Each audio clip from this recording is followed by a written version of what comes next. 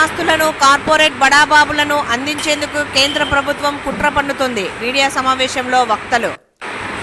నగరంలో స్థానిక press club కేంద్ర ప్రభుత్వం వక్ఫ్ బిల్లు సవరణను వ్యతిరేకిస్తూ JAC convener Syed Babubhai, Congress senior నాయకులు సత్తార్, కాంగ్రెస్ మాజీ పార్లమెంటరీ కన్వీనర్ సయ్యద్ గౌస్పీర్ సంయుక్తంగా మాట్లాడుతూ వక్ఫ్ ఆస్తులు పూర్తిగా మైనారిటీ సమాజానికి విద్య, మసీదులు అభివృద్ధి, శ్మశాన వాటిక అభివృద్ధి, ముస్లిం మైనారిటీల ఆర్థికపరమైన స్థితిగతులకు ఉపయోగపడాలని, అలా కాకుండా వక్ఫ్ ఆస్తులను దేశంలో బడాబాబులకు అప్పగించేందుకు బీజేపీ ప్రభుత్వం కుట్ర పన్నుతుందని, దీనికి పూర్తిగా వ్యతిరేకిస్తున్నామని అన్నారు.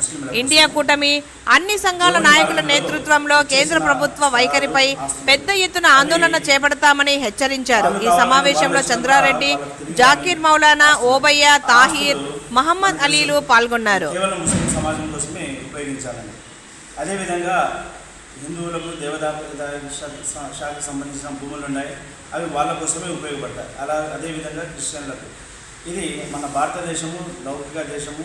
ఇక్కడ వారి మతాలను అవలంబిస్తూ పాటిస్తూ వాళ్ళకున్న ఆస్తులు, వాళ్ళకున్న ఫ్రీడము వాళ్ళు ఎంజాయ్ చేసే విధంగా మన రాజ్యాంగం ఉంది. అటువంటప్పుడు మనకు తెలుసు సచార్ కమిటీ ప్రకారము ముస్లింలు చాలా వెనుకబడి ఉన్నారు విద్యలో. 2% కూడా వాళ్ళు గ్రాడ్యుయేట్ కావట్లేదు. అదేవిధంగా ఆర్థికంగా చూసినట్టయితే బడుగు బలహీన వర్గాల కన్నా వెనుకబడి ఉన్నారు. ఈ వక్ఫ్ ఆస్తులు సరిగా ఉపయోగించి ఎటువంటి ప్యాకేజీలు కానీ సెంట్రల్ గవర్నమెంట్ నుంచి స్టేట్ గవర్నమెంట్ నుంచి లేకుండా ఈ వక్ఫ్ ఆస్తులు ఖచ్చితంగా వాళ్ళ కొరకు ఏదైతే ఏ ఉద్దేశంతో అయితే వాళ్ళకి ఇవ్వబడ్డాయో ఆ విధంగా ఉపయోగిస్తే ఈ ముస్లిం సమాజము డెవలప్ అయ్యి వాళ్ళు డెవలప్మెంట్ ప్రతి ఒక్క వర్గము డెవలప్ అయితే అది దేశ డెవలప్మెంటే. సో ఆ విధంగా పాటుపడ అవకాశం ఉంది. కాబట్టి అటువంటప్పుడు ఈ వక్ఫ్ బిల్లు తెచ్చి ఇది ముస్లిం సమాజానికి ఉపయోగపడకుండా వాళ్ళ ఆస్తులను తీసుకొని ఏదో దేశంలో పెద్ద ఆస్తుపాస్తులు పెద్ద బిజినెస్ మ్యాన్లు ఉన్నారు 5-6 మంది, అదాని అంబానీ, వీళ్ళను కట్టబెట్టడం అని చాలా దుర్మార్గం. దానిని ఇండియా కూటమి ఆల్రెడీ వ్యతిరేకించింది. మేము కూడా వ్యతిరేకిస్తున్నాము. ఆ బిల్లు కోసం మేము ఎంతవరకైనా ఆందోళనలను చేసానికి రెడీగా ఉన్నాం. రెండో విషయము, మన లోకల్గా చూసినట్టయితే ఇది ఏదైతే ఈరోజు అనుకుంటున్నారు ఇది ముస్లింలకు సంబంధించిన విషయమని కొన్ని పార్టీలు కొందరు ప్రజలు అనుకుంటున్నారు. ఈరోజు ముస్లింల ఆస్తుల మీద పడినారు, రేపు క్రిస్టియన్ ఆస్తుల మీద పడతారు, మన్నాడు దేవదాయ శాఖకు సంబంధించిన ఆస్తుల మీద పడతారు. ఇది ఒక మతము ఒక వర్గానికి సంబంధించింది కాదు. ఇది కేవలము ఆస్తుపాస్తులు లాక్కొని బడాబాబులకు అందించే విధంగా ఈ ఎన్డీఏ కూటమి పాటుపడుతుందనే విషయము మనం అందరం తెలుసుకోవాలా. ఇందుకు ముందు చూసినట్టయితే ఈ వైసీపీ గవర్నమెంట్ ఏదైతే ఉందో మనం గమనించినాము, ప్రతి బిల్లును ఆమోదించింది. ప్రతి బిల్లును మైనార్టీ ఓట్లతో కలిసి ప్రతి బిల్లును అక్కడ పార్లమెంట్లో ఆమోదించింది. అదేవిధంగా కడపలో చూసినట్టయితే వీళ్ళు దర్గాలలో మరియు ఈ మసీదులలో కమిటీలలో కూడా దూరి వాళ్ళ మనుషులను వాళ్ళు దుర్మార్గంగా దౌర్జన్యంగా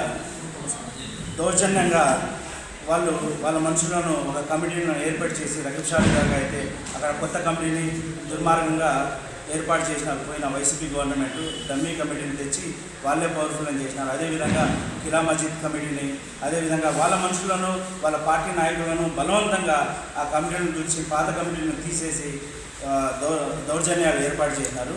దాన్ని మన కడప ప్రజలు బుద్ధి చెప్పే విధంగా అంజద్ భాష ఇంటికి పంపించినారు.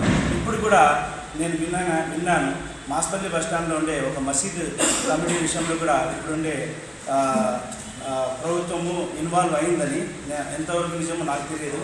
నేను ఒకటే సూచిస్తున్నాను, ఈ ప్రభుత్వానికి కూడా మసీదు, దర్గా, చర్చ్ కానీ దేవాలయాలు కానీ ఇటువంటి ఆరాధన సంబంధించిన ఏ కమిటీల్లో కూడా ఈ గవర్నమెంట్ తల కూర్చోడం మంచిది కాదు.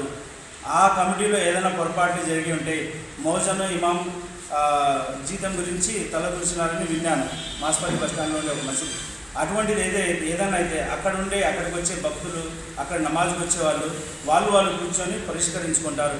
ప్రభుత్వ ఇన్వాల్వ్మెంట్ ఎటువంటి ఆరాధనకు సంబంధించిన క్రిస్టియన్ చర్చికి కానీ, దేవాలయాలకు కానీ, మసీదులకు కానీ, దర్గాలకు కానీ కమిటీలలో తలదూర్చడం ఎంతవరకు తగదని నేను ఈ విషయంగా తెలుపుకుంటున్నాను ఈ సమూహంగా.